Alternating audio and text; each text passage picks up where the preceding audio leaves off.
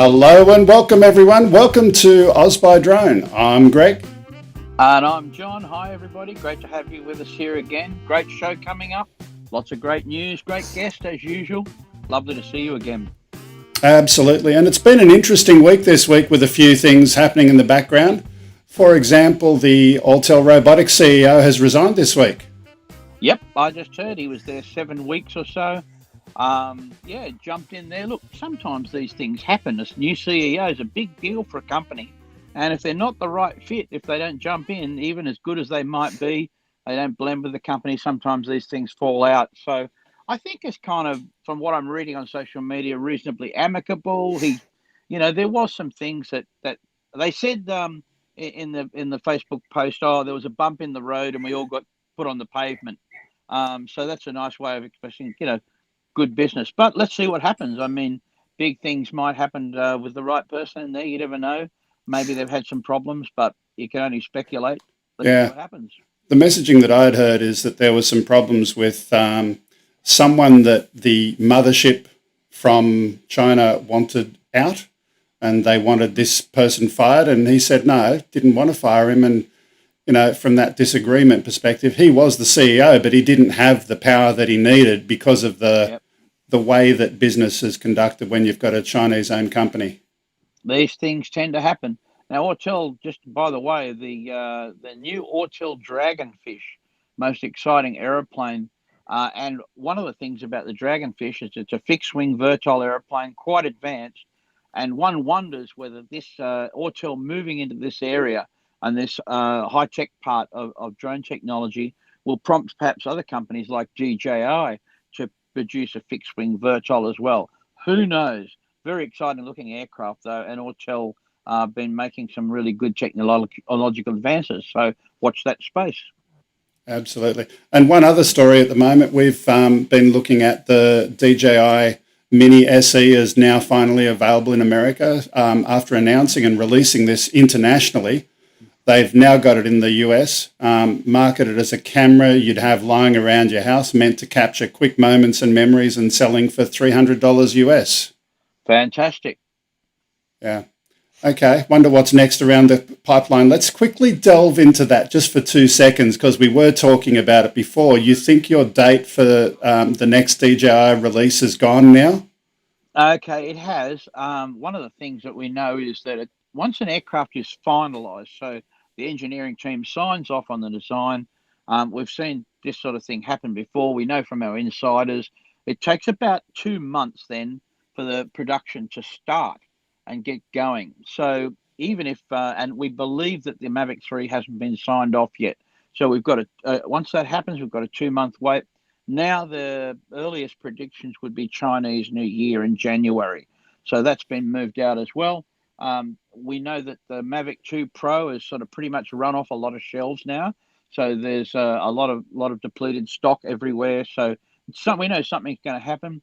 A lot of people, even who have the Mavic the Mavic Air 2S S2 is a fantastic airplane and sort of replaces the Mavic 2 Pro in many respects. So we just got to wait and see what they're going to actually end up doing. Yeah, absolutely. Now, before we get into the news, I'm going to briefly tell you what we're going to see in the news today so you can get really excited about the show. We're going to talk about delivery drones, both in terms of Amazon and DHL. We're going to have a look at a hybrid drone. We're going to have a look at a VTOL drone. We're going to have a look at Kansas farmers. We're going to have a look at race day quads, the lawsuit, a tornado. We're going to have a look at someone arrested for flying a drone into the World Trade Center. We don't have any video on that, but we'll have a little chat about it briefly. We're going to have a look at an incendiary device. I don't want to say bad words that YouTube doesn't like. We'll just say an incendiary device used from a drone. And, of course, that amazing Emirates video that has been doing the rounds. We're going to have a look at that, including how was it made? And we've got a special story at the end, which I'm not going to tell you about just yet. You're going to have to wait to see it. So without further ado, let's get into the news. And you know what? What? Remember, folks, all this great news comes from our sponsor, AirData UAV. Absolutely, it does. AirData UAV is our proud sponsor here. Is your drone healthy, or is it about to surprise you in your next flight?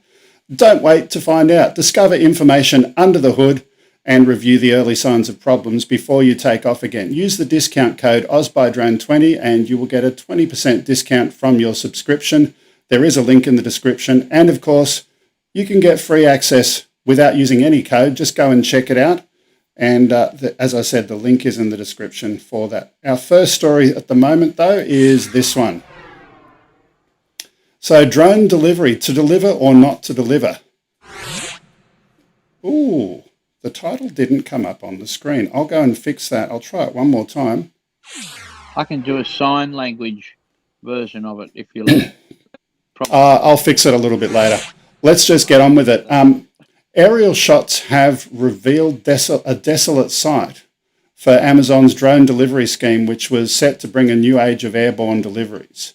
But it now appears to have ground to a halt after an online giant cutback of its team in Britain. Over 100 employees from Amazon's Prime Air division lost their jobs or were reassigned to their R&D facility amid claims that the operation had descended into organised chaos. Now, of course, the video you're watching right now is not the video of the desolate facility. I couldn't use that one for copyright reasons, but this is what Amazon was previously sharing with us, but it's dead. It's gone. Shut the gate to the back paddock. The horse has bolted. There's nothing left there at the moment. They've run away. But let's do this. Let's move on to our next story. We'll play the video. Producer, can we play the video? I'm talking to my wife here. What an interesting looking aircraft, though. It was beautiful. Let's go to the next story. So we've got a photo, first of all, of DHL, and I've got 3 clips. We're just going to play the intro to each of these 3 clips. The first one here.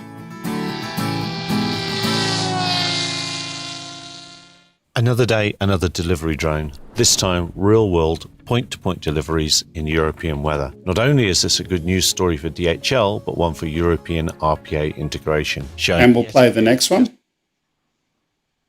DHL have done it again. They've entered into a strategic partnership with EHang to develop a fully automated and intelligent smart drone delivery solution to tackle last-mile delivery challenges in urban areas of China. And we'll play a brief intro to the last one.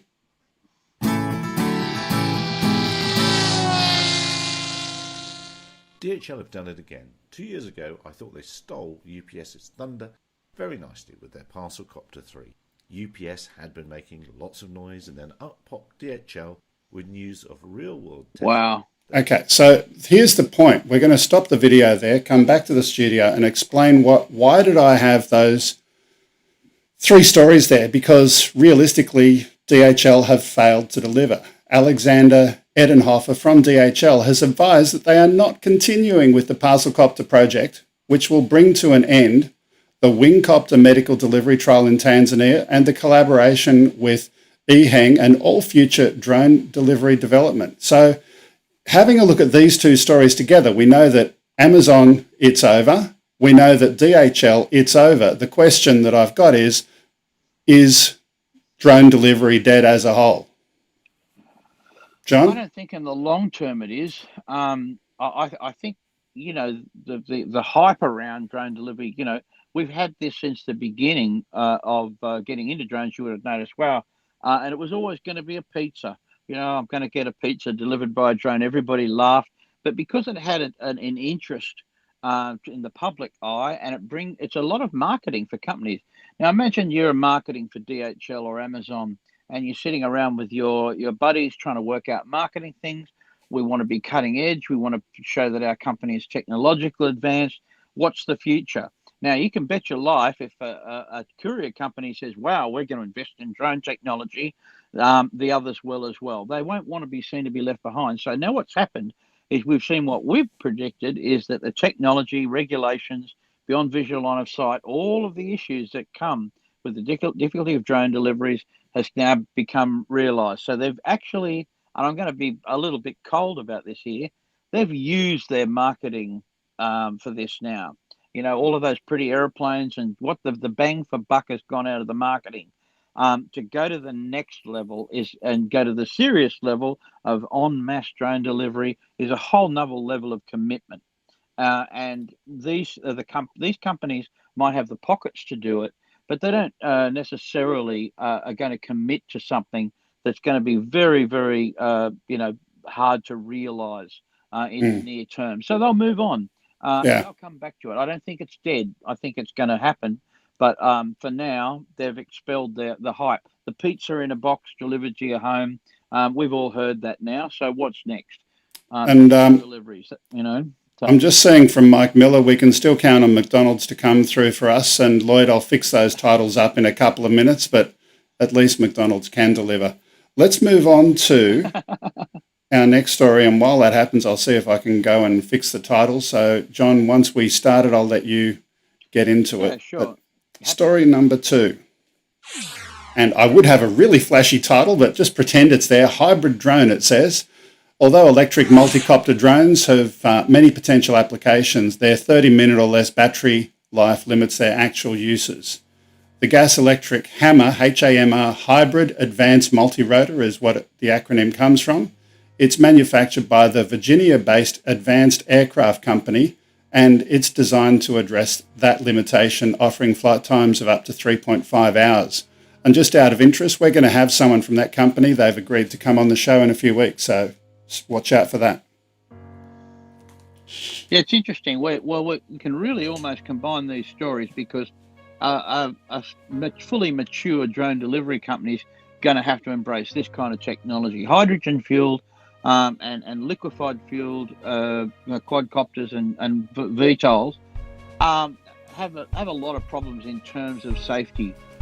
Carrying these type of fuels, we've always known the dangers with lithium polymer as a chemical for fueling the aircraft, and now we're going to stretch into hydrogen and other problems where just the failure of the aircraft in any way coming down is going to cause major problems with wherever it strikes on the ground and how it might crash. So these are important levels of safety that one needs to look at. Now that's a great looking aircraft in terms of how it's set up, 3.5 hours endurance. Remember, at the moment, it's hard to miniaturize something. So this is a bigger aircraft.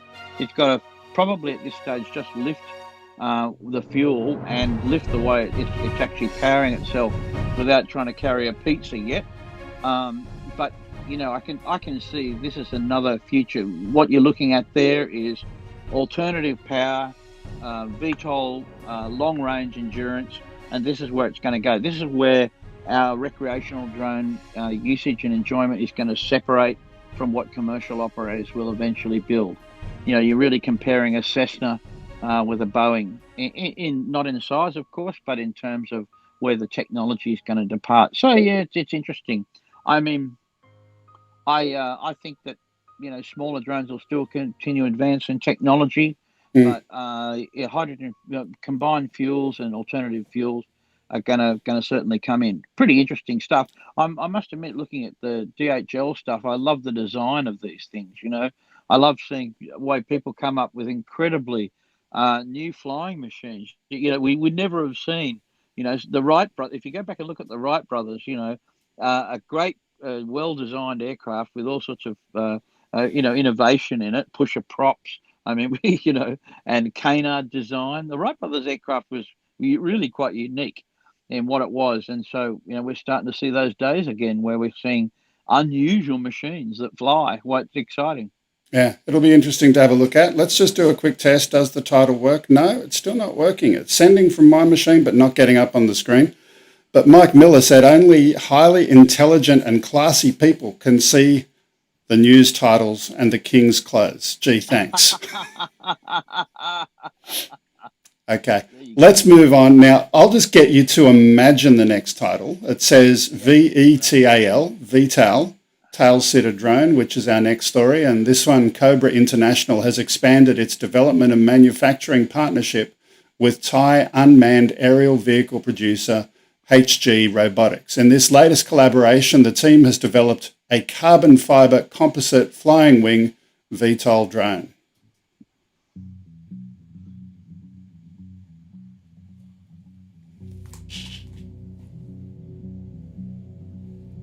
Vertical electric takeoff and landing, do I venture? Oh, there's a wing trail. That looks great.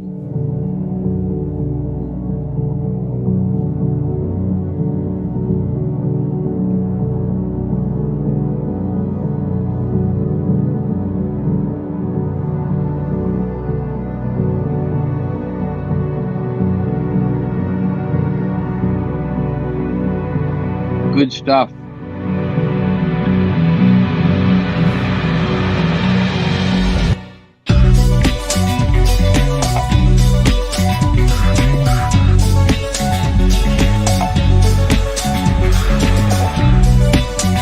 Tail sitter. Transition.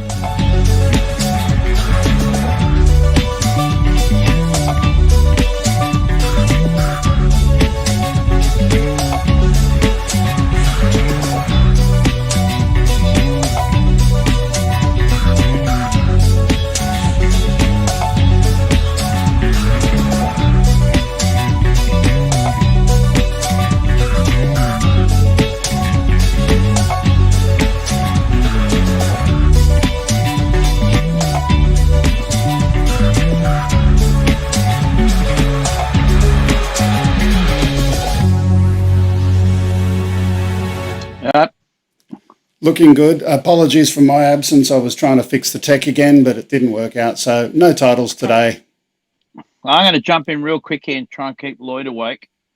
So the tail setter idea. So a friend of mine up in Mariva, Richard at Aeroscam, we've just finished our new tail setter. So we got a clean sheet of paper and said, what is the best way to sort out this VTOL problem? So tilt rotor, we built a test bed with a tilt rotor. We've got a Nimbus. We flew that for a while. We've flown the Quantum Trinergy, which is a tri-motor VTOL with tilt rotors as well. When you come down to it, the absolutely most efficient way to have a vertical takeoff wing is a tail setter. So this is a wing, just like you saw there, that sits on its tail. The motors point forward. And if you've got enough power, you just hit the throttle. That thing will fly. It'll just go off and fly. Now, if you've got a little bit of stability and you've got the two motors there, you can actually control it in the hover. The problem is the landing, of course. But remember, all of these sort of mechanisms that cause tilt rotors. I mean, you've seen the quad planes. You've seen an aeroplane with quadcopter motors on it and a pusher, and so it takes off, and then the propulsion motor drives it forward. 5 motors, you're only taking off vertically for a couple of minutes. It's a lot of weight and drag to carry around. So the tail setter is definitely the way to go in terms of efficiency. So we've seen the wing trial, which that's very similar to, and the big problem is the wind. So these things look absolutely magnificent when the wind is calm, and when the wind picks up, man, they look scary. They blow all over the place. They yaw into wind, they flap around, they can't hold their position well. Now, for the people that love a tiny bit of tech, and then I'll pass on, I promise. Get this, when the airplane's sitting vertically on the pad, which way is the compass pointing, right? So if you're going to set it up, this is working in a lateral position like this, and also the orientation of the autopilot, with the IMU and the accelerometers can work that out, but it doesn't want to hold its heading when the compass is trying to measure this way rather than this way. So do you have 2 compasses? How do you manage that? But that's one of the problems we've had at the tail setter, is in the vertical mode, the compass, the thing that actually stops it yawing and tries to hold its yaw stability properly, is completely gone. You know, you don't have that. You don't have any VPS like we do on our DJI drones of taking pictures of the ground, losing that. So then this thing moves around, and I mean, you need to stand well back from it because it goes everywhere. Even in 5 or 6, 7 knots of wind, 7 mile per hour winds or so, it goes everywhere. So there's things to solve, but at the end of the day, they're going to be worthwhile. And that's just another great design, and another affirmation that design companies see the tail setter as being a really efficient way to have a VTOL. There again, see, Lloyd's not quite asleep, so I'll jump out right there. He's pressing buttons, and yes, the design looks very effective there from Mike Miller. Now, we've gone a little bit behind time, so I'm going to temporarily skip 1.05 and go straight to 1.04. let's do that, and then we'll go into our guest. So this one is remote ID lawsuit, race day quads versus FAA. On December 31, 2019, the FAA proposed the remote ID regulations. 53,000 people commented in response to the proposal. That's a lot of comments. In January 15, the FAA published the Federal Register the final remote identification rule. On March 12, Race Day Quads filed a petition for review in the United States Court of Appeals for the District of Columbia Circuit. Race Day Quads recently, just now on August 4, filed their brief and their appendix and the agenda for their actual lawsuit on the 4th of August. Now, I'm just going to, because this is so big, we don't actually have a story where we've got a video to go and show you through this, but what I am going to do is get to the summary of stuff. So the rule, they say, infringes upon reasonable expectations of privacy, so for the pilot, and I'm not going to go into the sub-points on that. The second thing, remote ID utilises more intrusive tracking technology than that which is already recognised in the US as unconstitutional. So that's the first couple of points there.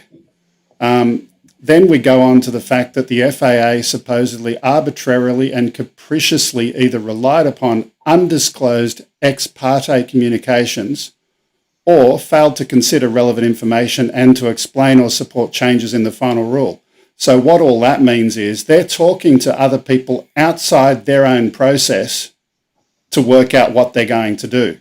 And that's against the law in the US, apparently. Let's go to the next one. The final rule was not a logical outgrowth of the NPRM. So there were certain things where they just changed things and it wasn't an outgrowth of the input through that process. They failed to comply with the statutory requirements to consult with RTCA and NIST in creating remote ID standards, which they're supposedly required to do. And the last one here, they ignored significant critical comments as part of the process. They're not actually allowed to ignore those challenges that come in through the NPRM process. So there's lots more to it. The entire 70-page brief sets out all sorts of legal citations, and it's located at the Race Day Quads website. But the entire brief, including all of the evidence, was tens of thousands of pages. It's absolutely massive. Yep. John, that's the quick overview.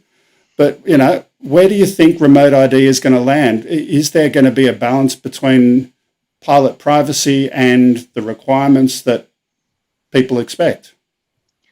I think there may be. I've got a different perspective of it. Let's just, for a minute, I know it doesn't compare entirely, but in terms of where this is going, let's take manned aircraft. How do you feel about the black box? When the black box first came in, the voice recorder pilot said, hang on a minute, we don't want you recording what we say in the cockpit. That's not going to be cool. So the limits there are 30 minutes before there are limitations around voice recorders. So 30 minutes before the accident or before the voice recorder stops, you get what the pilots are conversing about. Now, many pilots sort of say, well, hang on, a 17-hour flight or 16-hour flight, maybe these guys at the ramp before they're taking off, I'm tired, I didn't get much sleep. All of these factors that might have made a difference. How are you, as a public, comfortable with absolutely knowing everything? And look, aviation has benefited from this. Now, I know I'm drawing a line here that it does seems unusual. You take off and you've got ADSB. Of course, I know that doesn't identify the pilot or where he lives. What was that noise there? Where he's operating from. Okay. In terms of those things. But there is going to be a point where, again, we see a separation of recreational and commercial drones. If you're going to operate a heavy lift commercial drone in public space, all of those things are going to be in place. It's going to be tracked. It's going to be in part of a UTM. It's going to be all part of that. Let's bring it back. But let me jump in for a few moments and talk about. So, if I was a pilot in a commercial aircraft, you're not going to differentiate the aircraft to me. Pretend I'm remotely piloting a commercial aircraft. Under those circumstances, is it fair and reasonable to track me beyond what you currently do? Well, it's about accountability in the end. Why are we wanting to track these things anyway? We want to make sure people are doing the right thing and to hold them accountable. It's going to be very important when we talk to our guest today. Perhaps he'll have a really important thing to add to it in terms of it. I do think that privacy is important, but I think aviation generally handles that well. You know, the real thing here is if you talk to regulators, what they'd love to do is be, in terms of enforcement, is to have a safer system, pilots that are educated, and often enforcement, gets tangled up with education. I've never had those sort of issues, entanglement. I've had I've not so much my wrist slapped, but I've been reminded sometimes where the rules start and end in aviation, because it's important to know. We're constantly living by a set of rule books, you know what I mean? And now we're seeing that in what we feel is a personal hobby. And so I suppose, we don't think of driving a car that way. And I know this comparison is going to be drawn. We register our cars, we have a license. Essentially, there's, road traffic cameras and all of these other things that can track you. You can be tracked by your mobile phone. And I'll briefly jump in. I'll briefly jump in on that. So the whole comparison with driving a car. If you've got a license plate on your car, it doesn't show the name of the pilot to the outside, point one. If you've got a license plate on your car, it doesn't allow someone to know where you've been, what direction you're heading, and at what speed you're heading. Yep.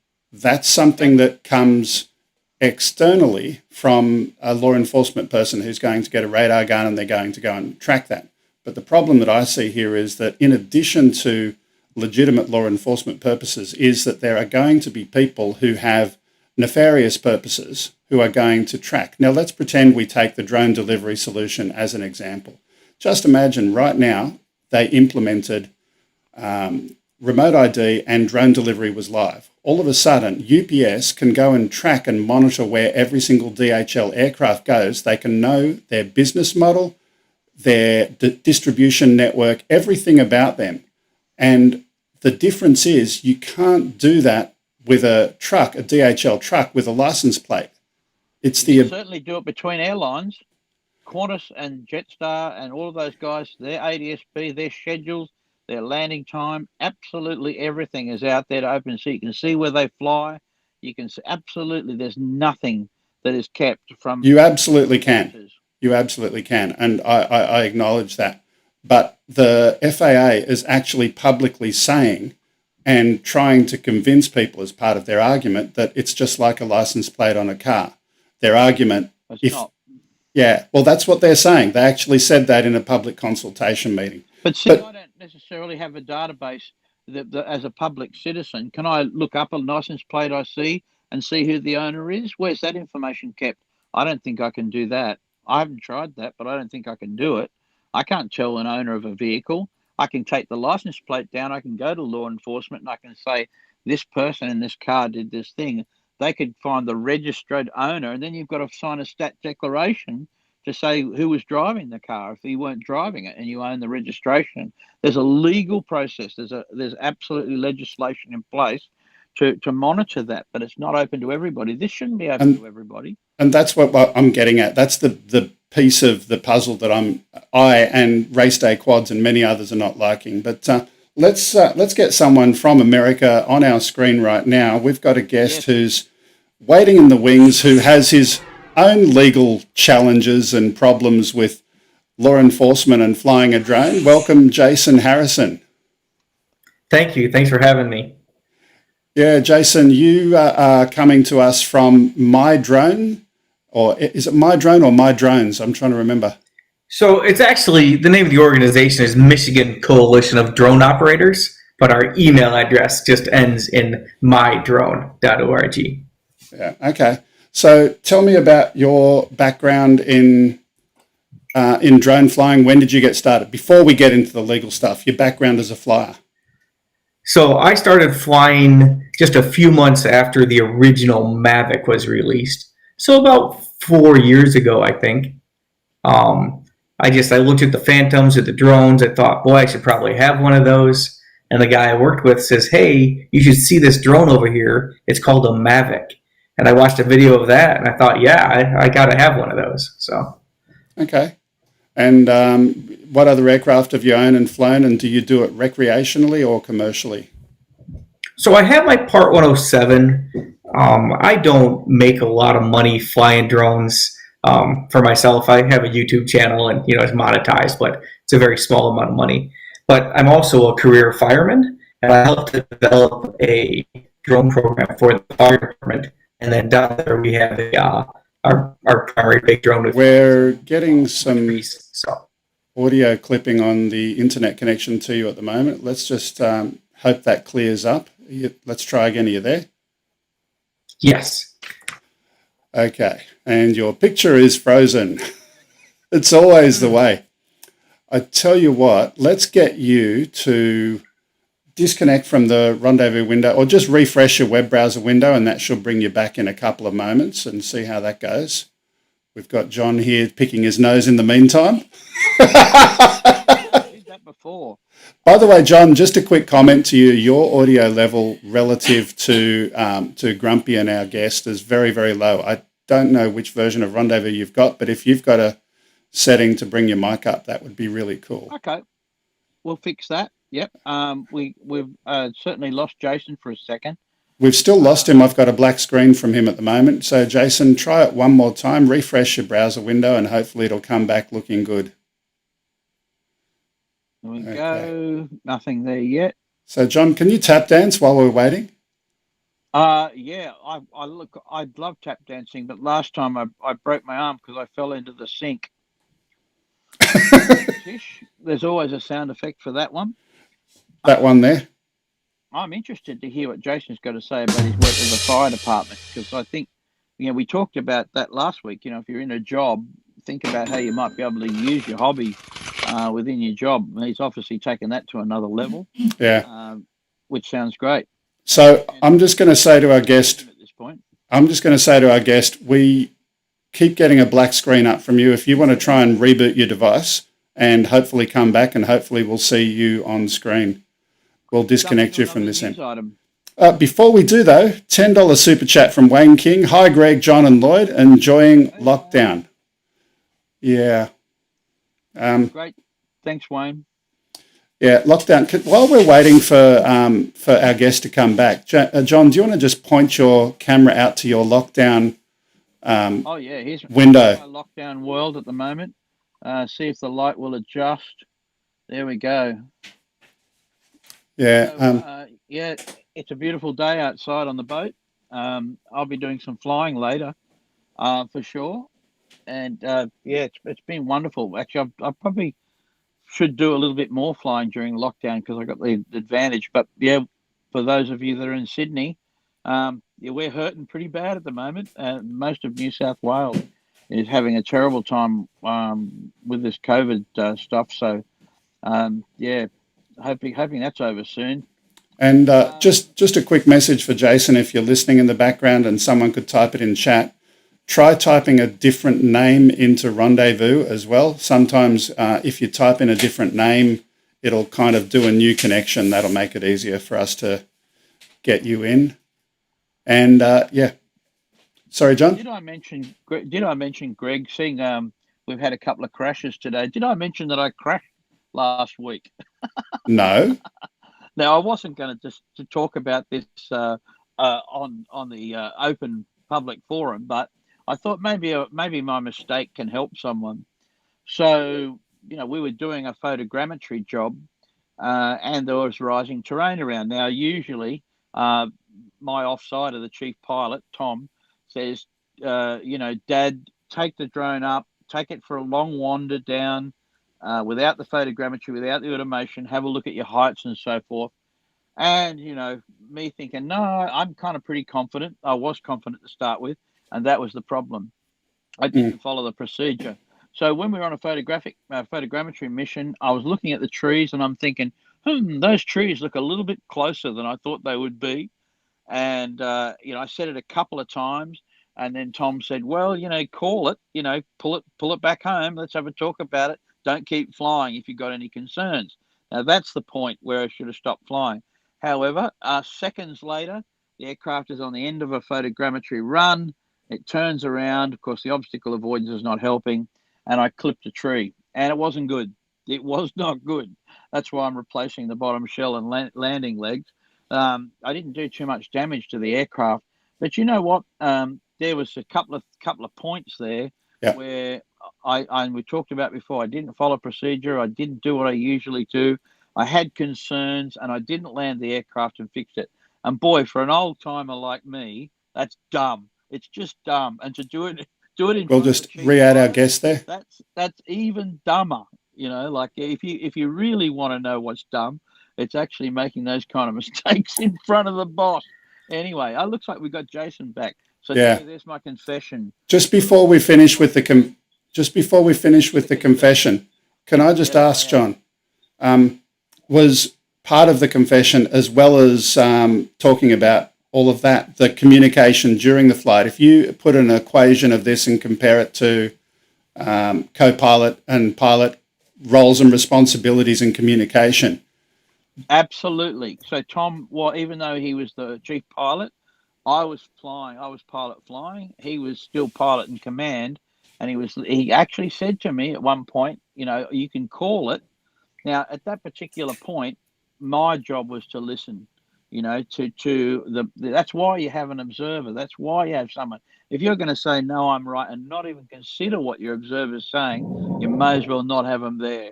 And so absolutely part of that is there was a breakdown in communication, and the observer said, call it. And while I'm holding the controls, that's all he can really do, is just to make that assumption. I'm looking at the data. I'm looking at the altimeter. It's all in front of me. And basically I am wearing the dunce hat here. You know, the reason it happened is because all of those things, and in safety, it's like a link in a chain, you know, and once you break the link, you get various things in the chain that break. It's going to go badly. And it did. You know, there was enough to go wrong in this Swiss cheese model that we had the aircraft, you clip a tree. And it was too easy. It was too easy. Okay, let's press the button. There you go. Press the button. Okay, fail. Let's. I've got a message from Wayne. I think we have the moments. I crashed my Mavic Mini the other day, flew into a tree. Silly thing for him.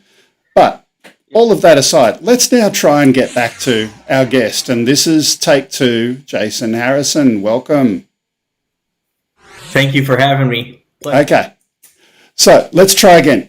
We've talked about the intro to flying bit. You got your Mavic, you went flying. What else have you done? Is it commercial or is it recreational? And what other aircraft do you fly?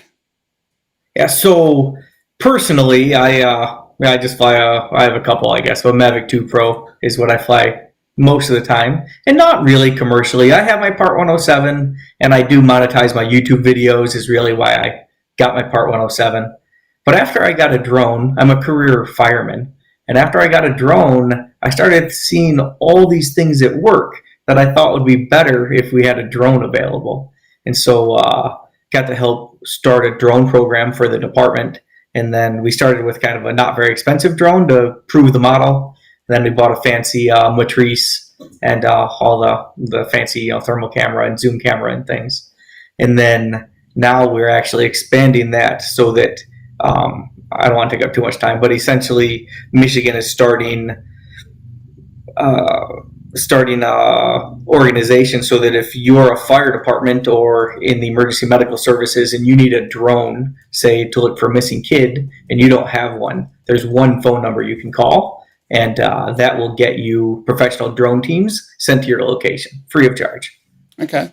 Sounds like fun. Now let's talk about the next thing. You've been having fun with your drones. Then there was one day in particular where, just like John, things didn't go to plan. Things did not go to plan. Yeah, so 2018, almost the end of 2018, it was around Christmas time, I was flying in a county park. And one thing about Michigan is it's a very drone-friendly state. We have a preemption law, which reads that no local unit of government can make their own regulations regarding drones. So we already know the FAA controls the airspace, and then local governments, according to federal rules, have the ability to regulate takeoff and landing. But Michigan says, no, only the state gets to regulate takeoff and landing. Locals can't do it. So in a local park, a park ranger came up and said, hey, you can't fly here. And I said, wow, I'm pretty smart at drone laws, and I didn't know that. Can you show me the rule? So I pulled out the rule, and I already knew what it said because I like to research things. And it said that you can't ascend or descend over the park in an airplane. Well, I'm not in an airplane, and my Mavic is not an airplane, so I didn't think this would be a problem. But the officer he felt, I think, offended that I questioned his authority, and he called lots more police officers. Now, these guys they're park rangers, but they carry guns, and they're real police officers, and they can arrest you. And in fact, that's what happened to me. I had a little discussion with an officer, and it says right here, ascending or descending. And I said, can I ask a question? And he said, yes. And I said, am I in an airplane? Because that's what the statute says. And he said, turn around and put your hands behind your back. So I got put in handcuffs, thrown in a police car for 40 minutes. They took all of my stuff, drone stuff. And then, just to be a jerk, also took my personal cell phone, just confiscated it all. Gave me a citation and let me go home. Okay. So from there, you've got the citation. You were handcuffed in the car for how long did you say? About 40 minutes, I think. And where did that go from a legal and process perspective from that? And also, I just want to say before I get to the rest of the story that these officers, when they took my stuff, one of them fat fingered the drone and it started recording audio and video. And if you were a video producer, you could not have got a better shot of these two. I'll just be kind. These two officers having a discussion about me that was rather inappropriate, and the fact they captured that for me was quite fantastic. And it's actually available on YouTube if you want to check that out. But the first thing I did was come home and call an attorney. Just a 90-day misdemeanor. Like, I could be put in jail for 90 days for this alleged offense. And I called Dean Greenblatt, who is a person I had just met in passing. We didn't really know each other, even though I knew of him. But I did know that he has a knack for really putting local governments in their place, like taking them to task when they misbehave. And I knew he was a pilot. And that turned out to be a really good strategic move. So he helped take care of the legal portion.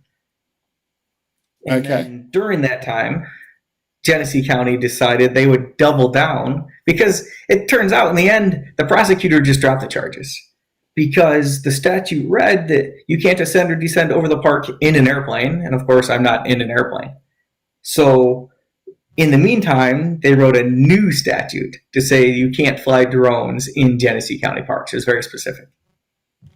Okay, I'm just having a look here in our chat at the moment. My PI Dream says, I've got to see this video. What's the link? When we get a moment, if you could post it in the chat, or if Lloyd could do a little bit of searching to see if he can find it. I know, sorry to put you on the spot, Lloyd. Yeah. Yeah, as soon as we finish talking, I can put that up if you want. Yeah, that'd be good. Okay, so they doubled down, but then they dropped the charges by the time it was ready to go to trial. To court, yeah. But having this new ordinance is a problem because A, they're not allowed to under state law, and B, now they could write you a citation that would be more of a problem to fight in court, even though you'll probably win. Now the language is specific and says you can't fly a drone in this park. So after going to quite a few public meetings and trying to convince them otherwise, we just decided to have a picnic in one of the parks with lots of people flying drones. We showed up to the park. They had actually closed the park. It's like, 10,000 acres or something. They closed the park for the day because they knew, because I also sent them an invite. And so they locked the gate and closed it and put up a park is closed sign. But fortunately for us, this park system is the largest in the state, and they have lots of parks. So we just went to another one down the road. But they brought out several police officers, and they just circled us nonstop in their cars like sharks. And so on our attorney's advice, we actually decided not to fly that day.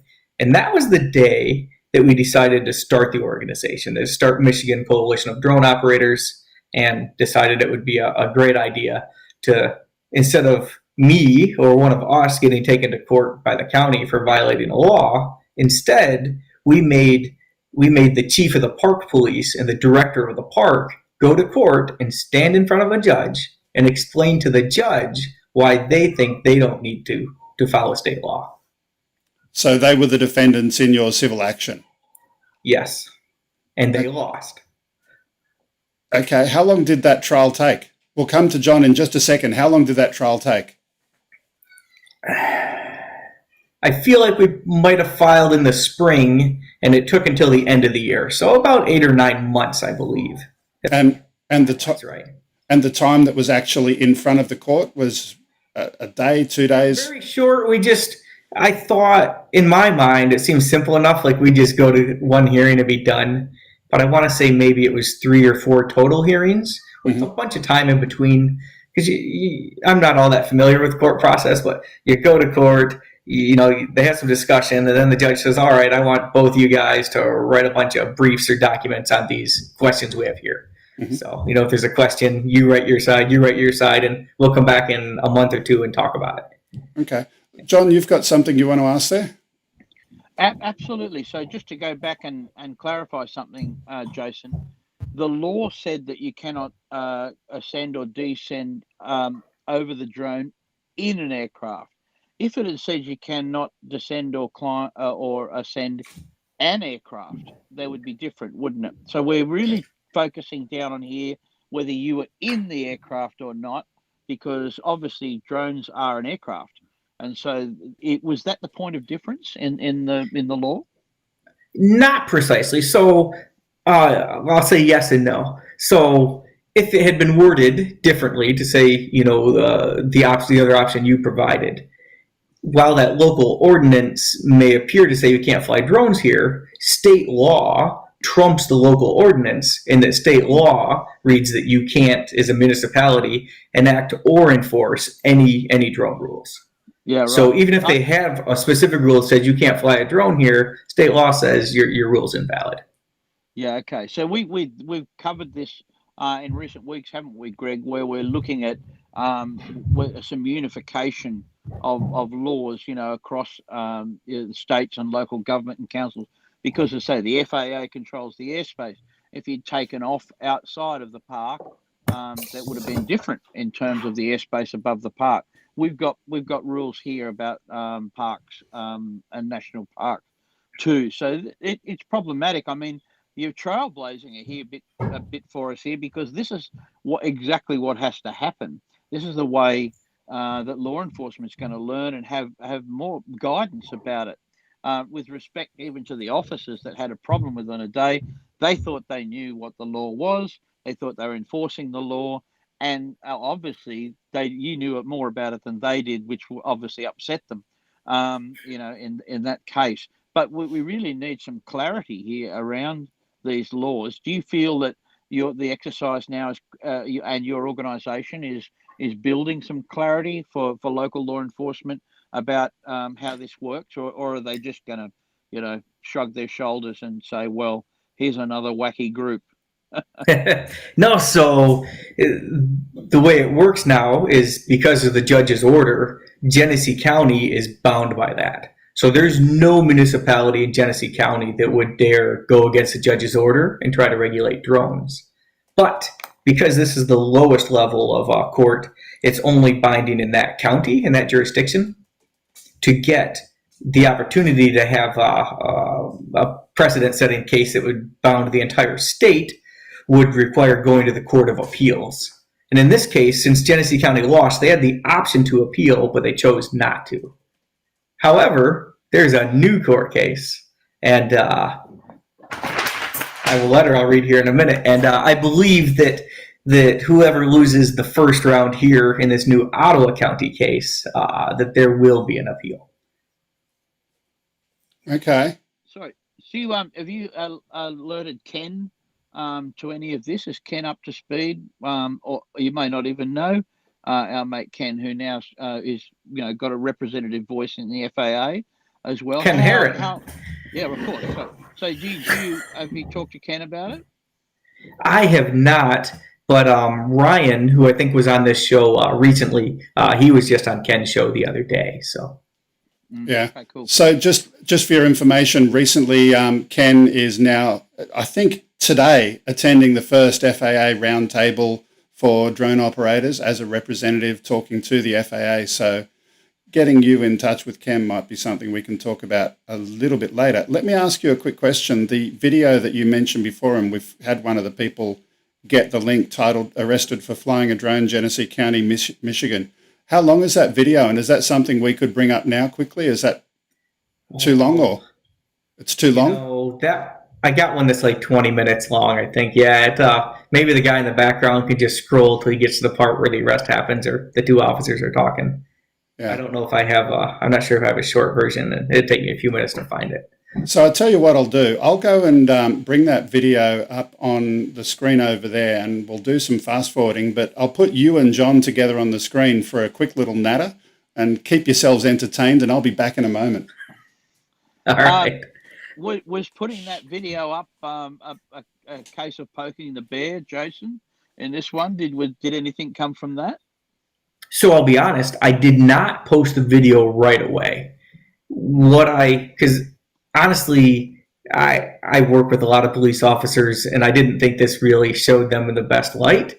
And I wanted to give Genesee County the opportunity to just fix their mistake, because it was very obvious they were wrong, but they didn't fix their mistake. And so I went and got my phone back a couple days after. I didn't get the rest of my drone stuff, but I was able to get my phone. And I spoke to the chief of the park police, and he told me, "Here's how it's going to work." This is before we got the charges dropped. He says, "Here's how it's going to work. All you got to do is go to court next month, and you plead guilty, and it'll just be like a $20 fine, and you'll be all set." I'm like, "I'm not going to plead guilty. Have you read the rule?" Of course, he's read the rule, right? He's the guy who wrote it. So a $20 fine they're going to give you, right? So but he just says that. Judge make it anything he wants, Yeah, this is interesting, isn't it? Because they're saving face here. Now, this was before you'd introduced your skills as a drone pilot into your firefighting? No, it was not. And so this was concerning to me, because if I get in, some misdemeanor, like you have to go to jail for a while, that's going to be a problem with my job. And then especially if it's related to drones, that's probably not looking good for the drone program either. So it's not looking good for the drone program, but again, it doesn't look good, as an overall bad taste. Here is a guy who's, actively helping his community by being a firefighter, introducing a drone program, getting drones to do. You could be helping fight the fire with a drone of one of these officers one day. Fireys and cops are usually pretty good mates, aren't they? Yeah. I'm not used to being on that side of the law, so it was pretty interesting. And yeah. I'm so naive. I 100% thought, because the guy had the rule book, the officer, before he put the handcuffs on, and I thought if he just read the text, he would 100% agree with me. Like, there's nothing in there that says you can't fly a drone, and you can't even make it read that way. Yeah. Okay, I'm just going to jump in for a second. Is this the right place in the video? Right, so if I play it... It looks like it's at the end, maybe, eh? Is that where you wanted me to be? Oh, I have to apologize. I haven't seen the video in a long time. I don't really remember good. So is this... And it might even be... One of them might just be audio. I got a few versions. I'm sorry. This is an audio-only one, I think. All right, let's play it.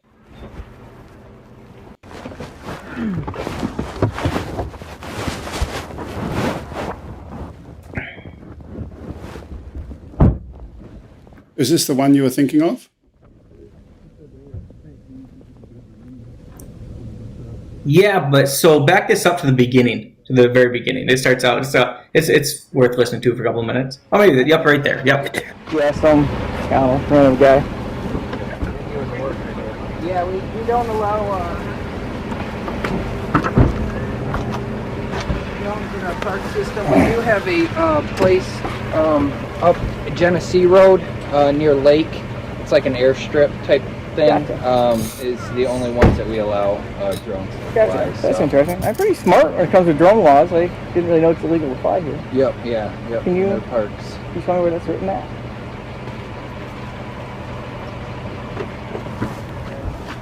Yeah, I'm passing.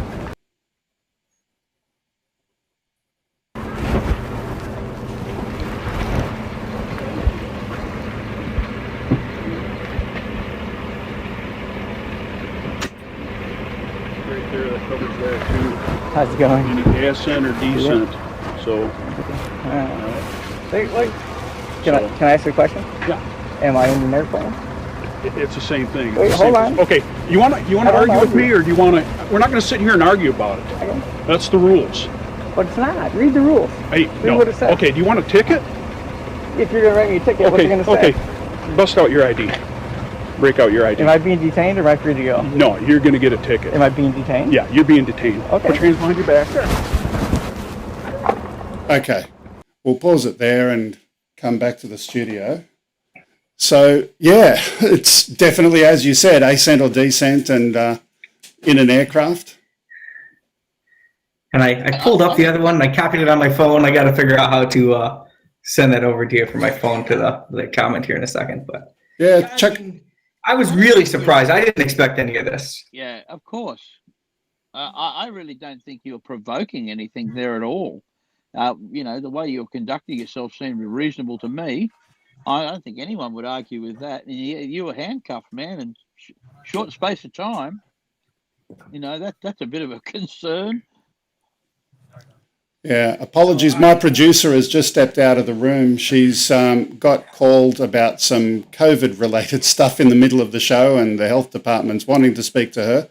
But before you say anything, you can all relax because she's been actually in isolation for the last 2 weeks because one of her work colleagues was found to have COVID. But apologies. So I've got to try and do all of the switching from here.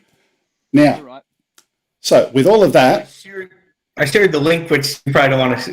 We've been on this topic a long time. You might not want to share it, but I put the link in the description there of the video when those guys when they took my drone and accidentally recorded.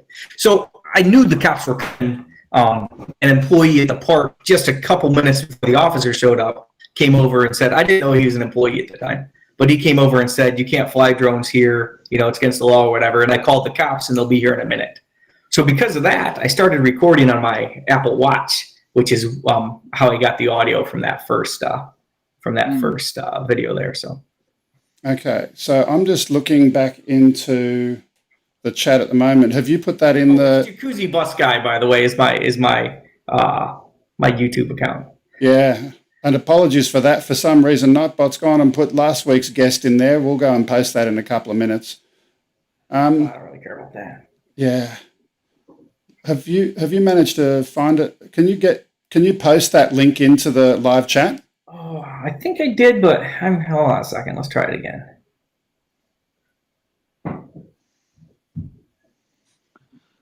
And Yeah. we're coming. Check it out after the show, guys. So you Okay, can yeah. stay with us now. Yeah. Let's do that. It's in there, but maybe they don't let you put links in the chat or something. It's filtering it out. I don't know. Yeah. Let's move on with it. So for the moment, so tell me the current status and the happy ever after. All right. So happily ever after. It took a while to get through, but the judge eventually sided with us. Told Genesee County, you got to follow the law. You can't enforce any drone rules at the county parks. And like I say, this is the largest county park system in the state. It's the headquarters or the kind of the birthplace of General Motors. And so they use lots of GM's money to build.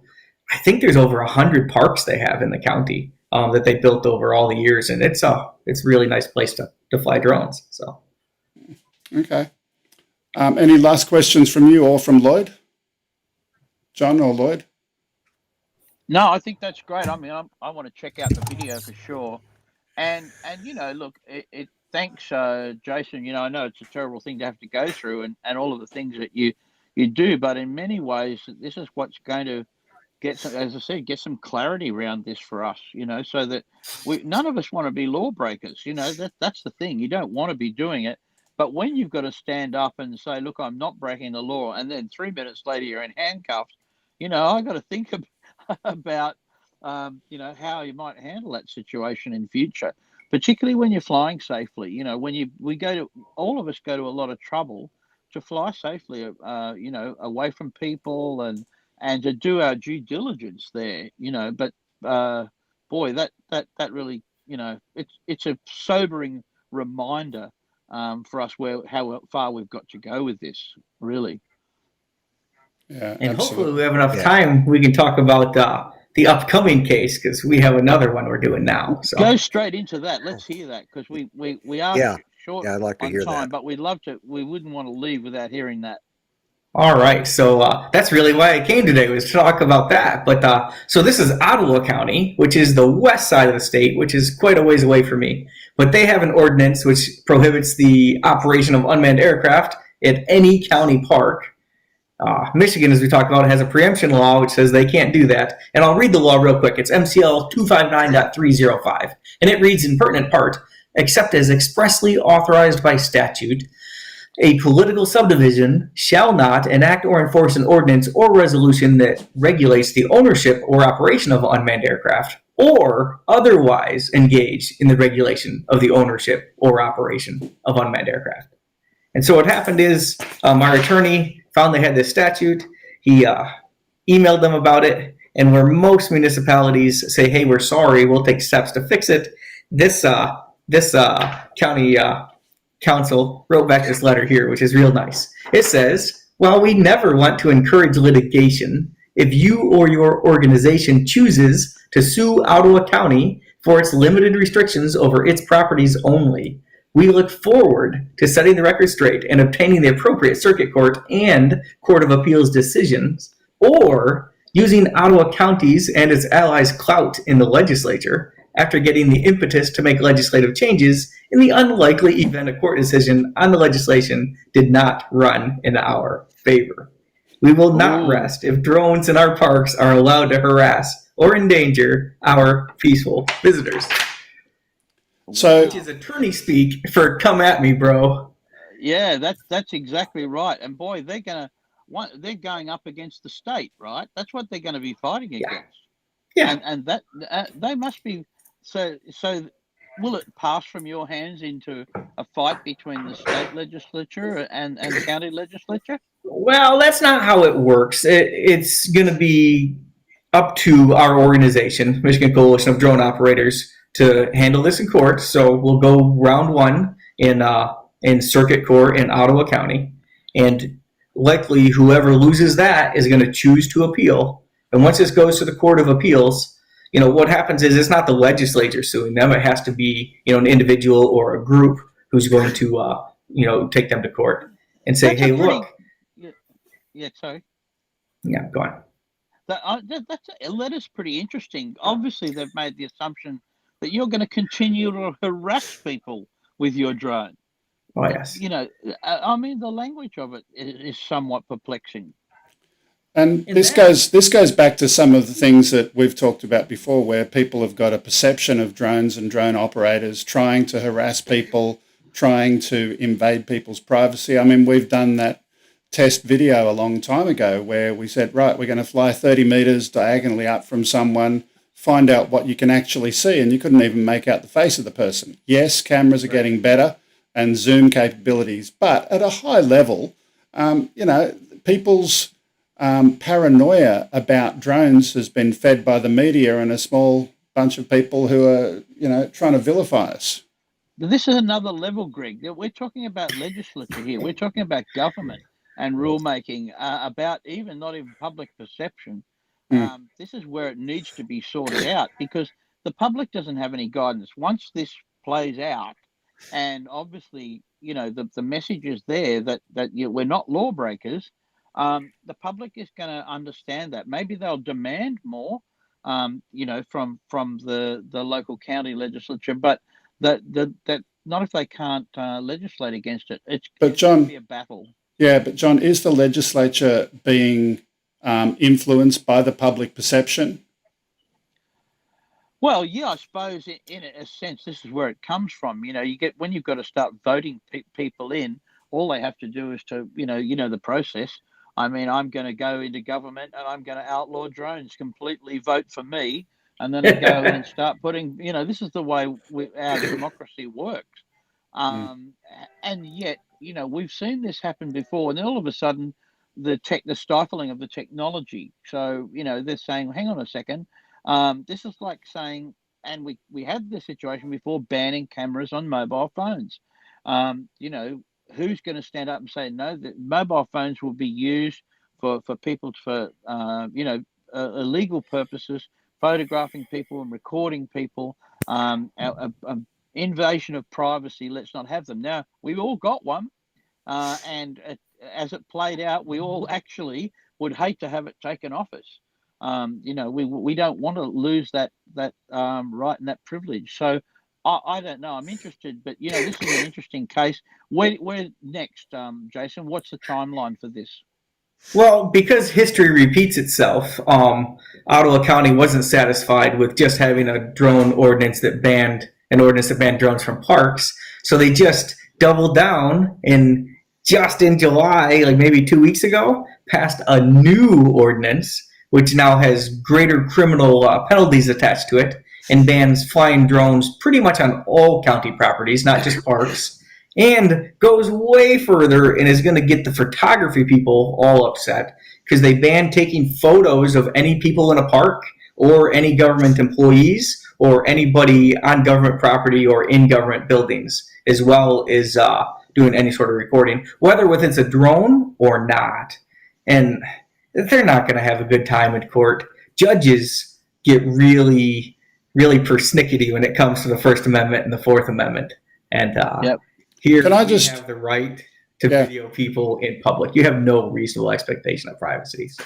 Can I just ask, is there one particular member of your legislature over there that is pushing this? Is there someone with a wheelbarrow that is pushing along, or is there any general support for it?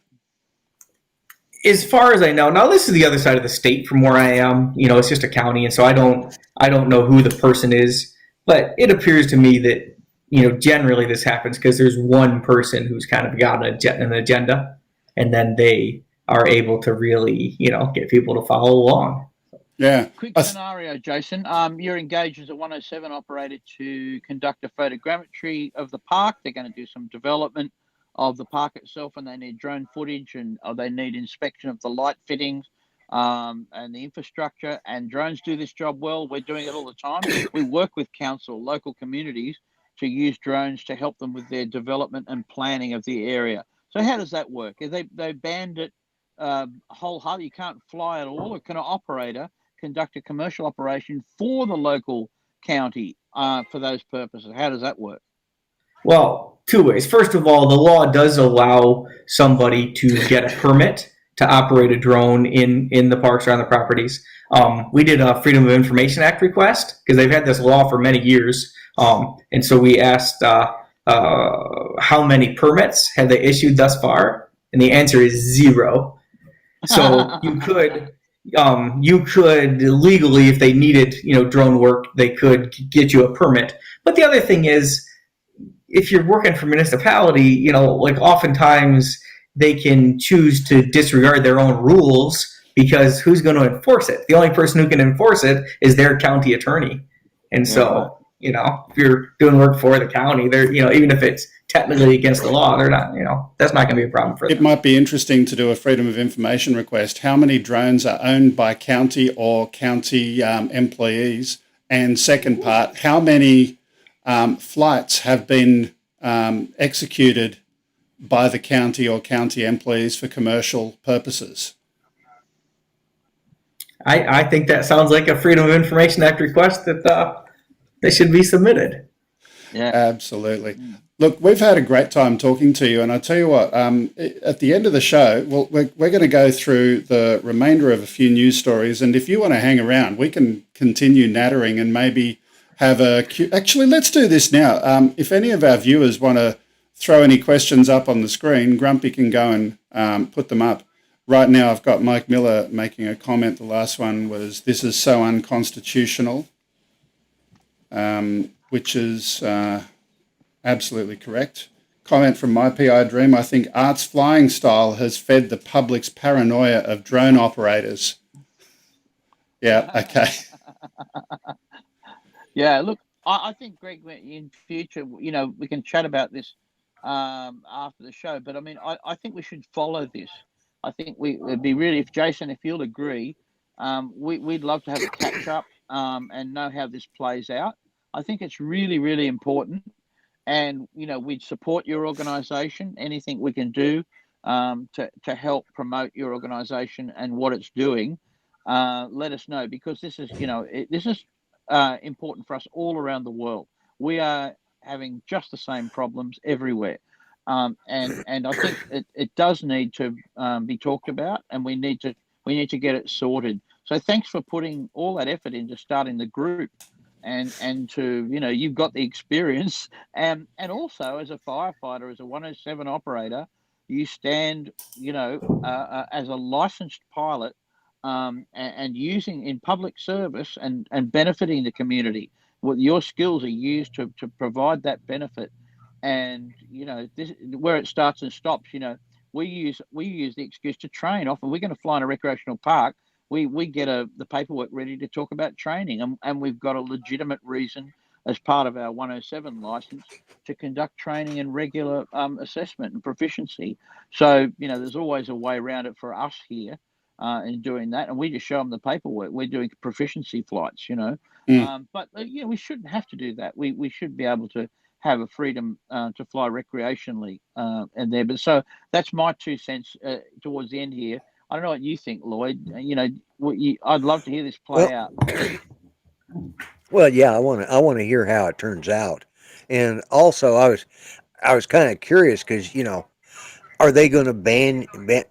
Here's an example: somebody gets lost in that park of theirs. Are they going to ban you from going in there looking for them with your firefighter drone?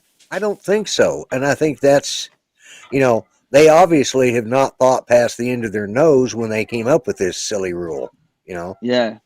And, but, the problem is with bleeding hearts, they don't get enough circulation to their brain because it's all pumping out their bleeding hearts. That's what Oh, that's good. And, here's the thing. Here'd be the ultimate play out, You've got that number there, so law enforcement, fire departments, and emergency services have a number. The number gets called so that a commercial operator turns up, and Ask them you what turn county. up with your drone, and guess who the officers are?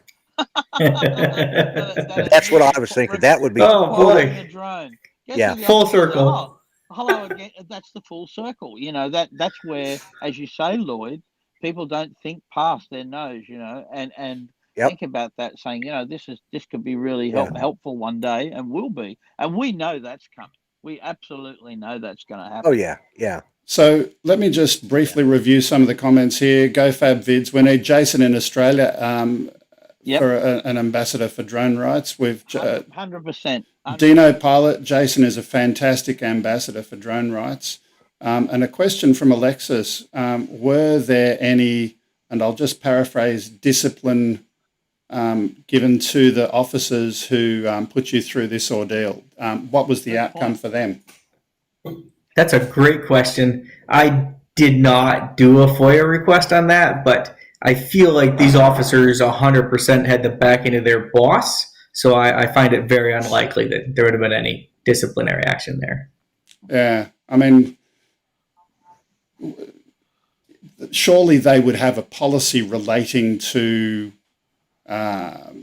going beyond clearly established law. And yeah, anyway, we'll leave that alone. But look, I tell you what, we're getting late on time. It's already 12:15, and we haven't finished our last 5 stories. Here's what we're going to do, just because we love having a bit of fun with it. We're going to... Ladies and gentlemen, boys and girls, it's time to play Stop the Gang.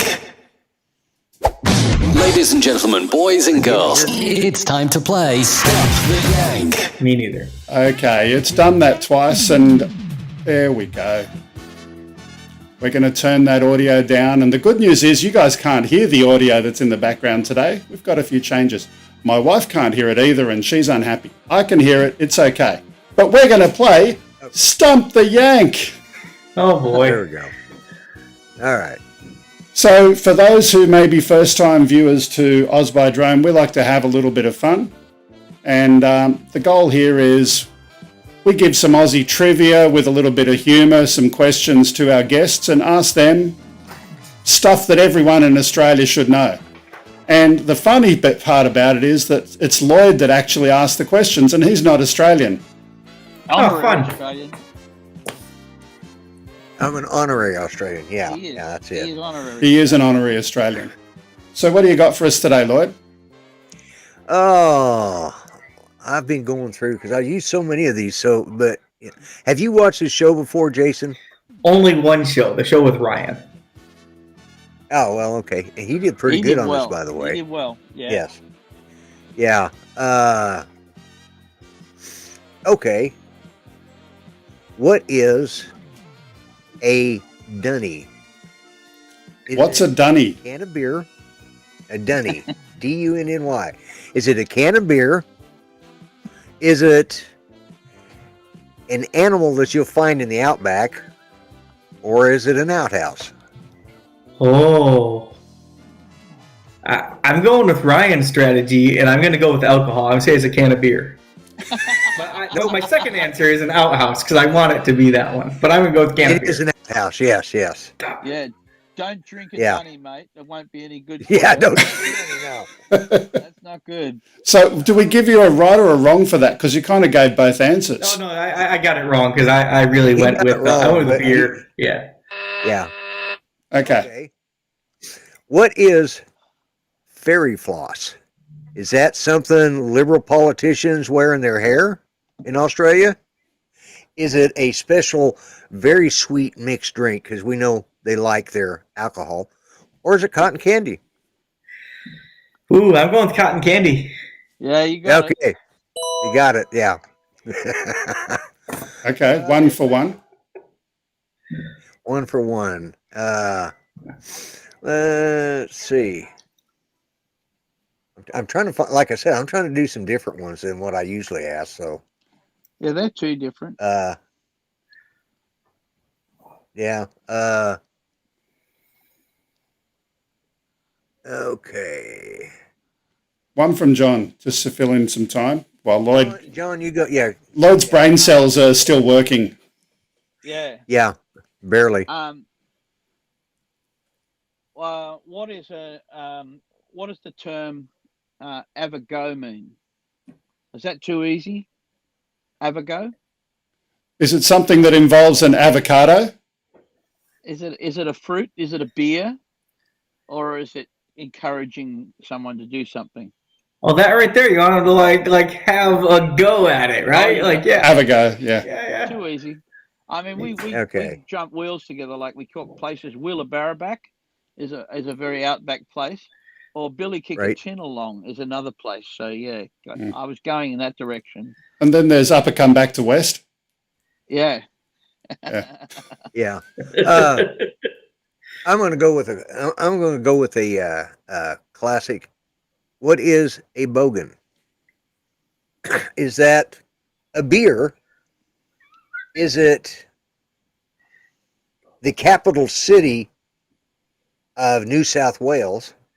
Ooh. Or is it somebody who's kind of crass and dry, rude and crude and a little dumb? Oh, Hillbilly type. I'm going with answer C. Yeah. You know what, Lloyd? I'm just reading from Sunrise Water Media, who says it's always C with you. Well, actually, I tend to do that, and last week I switched it up. It didn't do me good, so. That doesn't help. Okay, so normally. He's too. Yeah. we have a winner. Yep. Yeah. Done well, Jason. Yeah, he stumped this yank this week. Yeah. Yeah. And you said you had a stump the rest of the crew question. I mean, I did, yes. So, as a Michiganian, so that's the person who lives in Michigan, living not far from Detroit, would I be considered a youper or a troll? Everybody in Michigan knows the answer to this. Yeah, you'd stump me. A UFO or a troll, you're saying? I'm just going to go with A, because I don't know. Yeah, well, it's B. So we have two peninsulas, the upper and the lower, and they're connected by a giant bridge. And the people who live under the bridge are trolls. And the people who live in the upper peninsula, which is abbreviated the UPs, what people call it all the time, they're Upers. So Upers, yeah. Okay. That's what I thought. I wasn't sure. I was waiting for John to answer it. Yeah, I thought that's what it was. I like it. Trolls under the bridge. That makes sense. Speaking of trolls under the bridge. Long, so it's pretty big. Speaking of trolls under the bridge. What did... Something just went and did something weird and funky. Let's clear that. I'm having fun today. Oh! Hang on. Shut the gate to the back paddock. $10 super chat from Ken Heron. Are we playing Yank the Stump? Yes, we are. And our stump was well and truly yanked. So thanks for that, Ken. You can count on Ken, can't you? You can. Oh, yeah. Yeah. Yeah, you can. Thank you. Do you want to give us one last one? Have you got one more? Yes, although I don't have multiple choice for the end. Were you talking to me? Yeah, go for it. Talking to you, Jason. Sorry.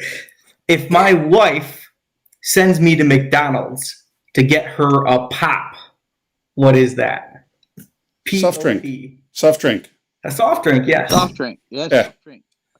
Soda pop, right? Soda pop. Yeah, good. Yeah. Or in the South, we just call them Cokes. Yeah. Cokes, yeah. Okay, look, thanks again for being with us. And Ken, you've got to get this guy on your show because he has a lot of stuff to talk about. Speaking of law and legal stuff, we've got another guy, the drone lawyer, who's agreed to be on the show at some point in the near future. So stay tuned to hear about that. But for the moment, thank you, Jason. It's been a pleasure having you on. Yeah, thanks, Jason. Really Thank good you. stuff. So, Greg. Yeah. My day has come to an end, and I'm going to let you sign off with Lloyd today. Thanks, everyone, for letting me be part of it. Again, that was a really interesting show. So I'm going to bug out, but I think we've got to follow that. I'm going to go and watch the video later today. I want to see all of that and check it up, and we will follow that show and follow the story of the Michigan story to the end. They'll make a documentary out of it one day, I reckon. They will. So thanks again, Jason. See you soon, everybody. They will. And unfortunately for John, we've gone overboard. Like it's 12:22. We should normally be at like 11:40 at this point. So we've definitely gone over. But it was good content. One more thing. Can I just jump in for one more second? Sure. I know you're already behind, but donations. If this is going to be appealed, which it most likely is, it's going to cost piles of money. And I'll put in the description where people can send donations if they feel obligated to do so. And that's all I have. Thank you. Okay. Actually, do me a favor. Just say something in the chat room right now, and I'll make you a moderator so you can post links, because that may be why you couldn't post something before. What was your username in YouTube chat there? Jacuzzi Bus Guy, all one word. I wrote, hi, this is Jason. There we go. Got it. So I'll just quickly do that, and you can post a link to that video. We might even see if we can download that video a little bit later and share it at the end of the show to our audience and see how we go with that. But Ken, you've got to get this guy on. He's really cool to have a chat to. Okay, so tell you what we're going to do. We're going to skip 1.05 that we were doing before. I'm going to skip 106. I can't remember what 107 is, so let's do that one. We'll go with that story next. But before we do that, I've got to get my information back in front of me. There we go. So this one, the title was Drone Crash, and on the 2nd of August, a 22-year-old man crashed his drone into the World Trade Center building while filming footage for his YouTube channel. He managed to get his DJI Air 2S drone stuck in a window in the panels on the 3rd floor of the building. After the incident, the owner went to the building to see if he could get it back. the building manager and chief engineer informed him that the drone was unlikely to be returned. We don't have any video footage of this one, but it was just, I think this story's been discussed on Ken's channel, and I was going to get John's opinion, but what do you think, Lloydie? The height of stupidity. There was no reason for him to be flying there. There was no reason for him. His story was as he was looking at a fountain and wanted to get a shot of this fountain. You know, it's idiots like that that cause idiots like those in Michigan that Jason's having to deal with to make the stupid laws like those idiots did because of idiots like this. Mm. And just because you own a drone doesn't mean it cures stupidity. Yeah, doesn't, absolutely. We've got a couple more to quickly have a look at. Speaking of cures for stupidity, here's another one. Now, if someone, there's a word that's in this story, when we get to it, you'll know what it is. And if someone can Google what it is, I'd love to hear. But anyway, in a security scare in Punjab, a tiffin box, I don't know what a tiffin box is, so if our audience can look that up, but a tiffin box turned into an improvised explosive device was found by police after an alert and calls from civilians.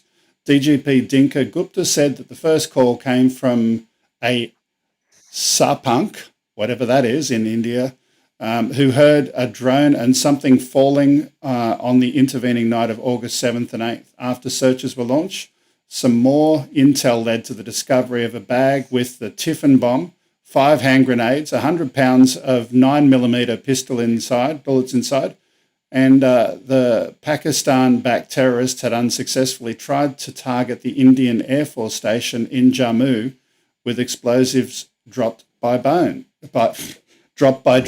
Sound of a drone, and then it was also reported that there was a little thud, कोई थोड़ी किसी चीज दिए गिरन दी आवाज आई. Towards 7 there were pouches in. And there was some sound of a drone, and then it was also. Sorry about that. My producer pressed the wrong button. किसी चीज दिए गिरन दी आवाज आई. Towards 7 there were pouches in 7 foam pouches, numbered 1 to 7.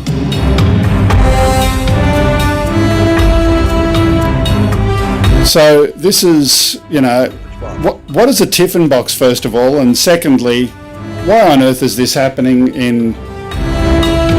It's this kind of thing that does definitely give a bad reputation to drone pilots. Yeah, it's a lunchbox, is what it is. It's a lunchbox?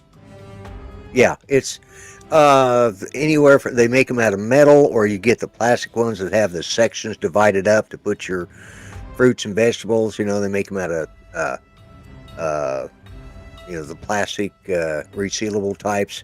Yeah, it's a lunchbox. It looks like this one was metal. So are you familiar with that term in the US? No, never heard. I had to look. Just looked it up. And yeah, I just looked it up. Yeah, explosive lunchboxes. That's. So we'll leave that story there and come back to the studio. If you want to have a look at the entire video, do go, and we've got the links to all of our stories in the description today. But I guess what I'm getting at here is, as a drone pilot, again, this goes to exactly lawmakers trying to make laws that don't want drones over places because they see them as big bad things. And sure, explosive devices might be a bit extreme, not what you'd expect perhaps in the US, but it's what people get afraid of. Let's move on. I've got 2 more to go, and the first one is in 2 parts. Some of you may have seen the Emirates story. Well, let's have a look at this. Recently, the Emirates posted an incredible advertising video promoting their brand using a drone to film the promotion. You've seen this one, Lloyd? Yeah, I saw it on Ken Heron. I saw this part, yeah. So I haven't seen the second one that you said you had. So the reason that I wanted to share this as well, I know Ken had it on his channel, and it's an incredible film video by itself, but let's have a look at how they made it. Hi, Mom. I'm on top of the world.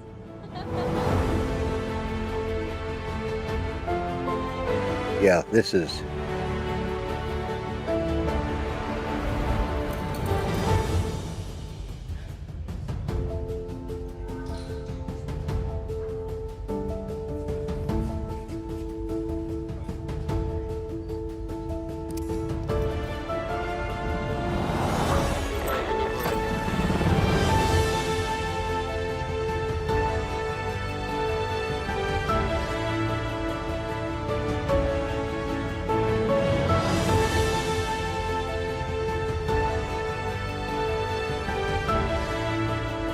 You are the highest person on the planet right now. It's incredible.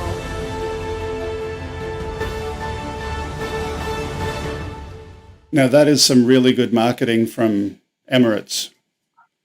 They're sky high and they're not using any chemicals to do it either. Right. And I got to tell you, seeing that video, that's got a pucker factor of about 15. A pucker factor? Yeah, yeah.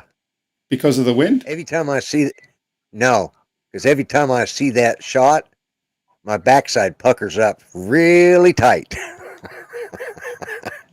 It's called a pucker factor. Okay. You've never heard that term? No, I haven't heard that one before. But yeah, that's a lot of pilots talk that way when they do all the inverted G's and stuff. oh, okay, got it. Yeah. Okay, Pucker factor. Yeah. let's move on to our next one. Judging video submissions for Miss Universe is not something we'd normally talk about on our show, but they do their stuff on a runway, and that sounds like aviation. And there was a drone used in this one. So this was a good excuse for drone enthusiasts here on our channel to critically evaluate the aerial photographic techniques used in this submission.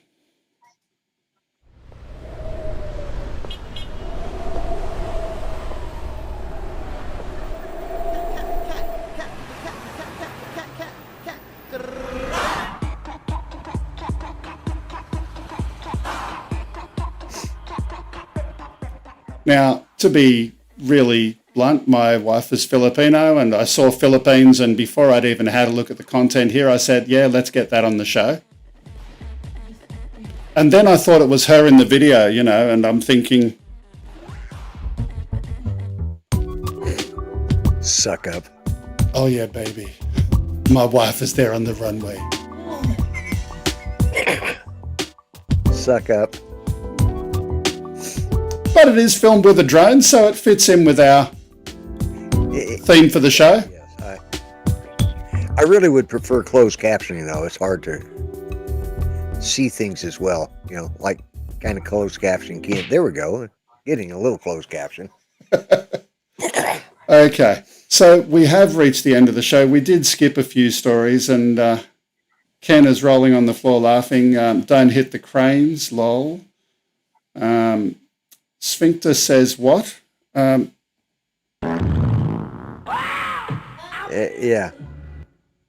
Okay, that was the special fart of the day. We've had our fun with Stump the Aussie.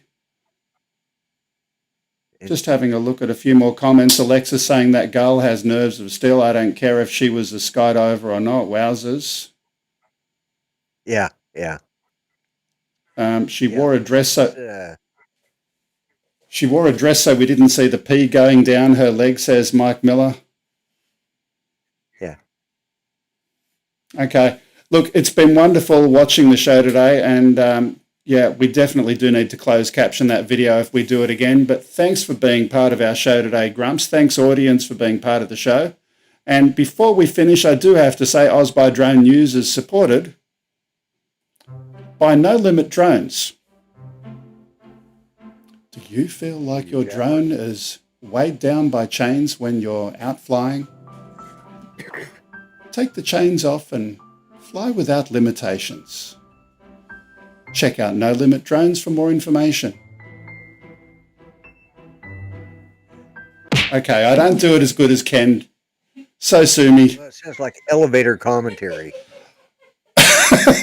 Look, I'm having fun. It doesn't matter. Couple of quick things. Number one, later on today, my time, I'm going to be pulling apart the Phantom 4 today, and that's going to be an interesting thing to do. We're going to have Cold Flake hopefully on Discord as we're doing that, having a look and doing that to install the equipment there. We've got My PI Dream in the chat there saying one of our best shows to date. Kudos, guys. Mike Miller, say it sadder. I've got to say it sadder about No Limit Drones? No. But the music, it would have been, sad. Like, are you weighed down? Hang on, let me try it one more time.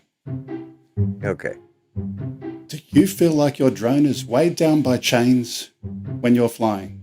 Take the chains off and fly without limitations. Check out NoLimitDrones.com for more information. Was that better? Yep. That was better.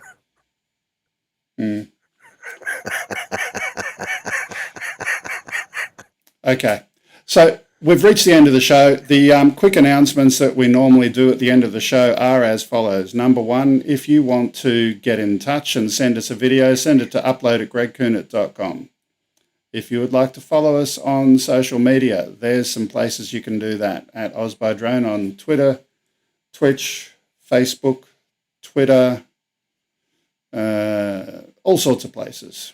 DLive and more. If you want to send us anything physical, there's an address 5/127 Princess Highway, Sylvania, New South Wales 2224, Australia. Speaking of which, we did get a great collection of postcards from Trevor, which I've shared in our Discord channel if anyone wants to go and have a look at them. And send us some more postcards so you can be part of Postcards from Down Under. Send us where you live in the world and we'll share them on the show in the future as well.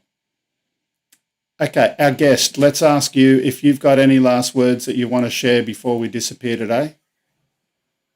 No, thank you very much for having me on the show, and hopefully I'll be invited back sometime and we can follow the progress of this case as it works its way through the court. Absolutely. And that video, we're going to maybe screen it in our Discord channel after the show. So we'll do that today. And Grumpy, any last words from you? Well, you know what I say, be kind, treat each other better than you would treat yourselves. Remember, even drone flyers matter. Have a good one, guys. Okay. Thanks for being with us, audience. We'll see you next time. Have a great week and bye-bye for now.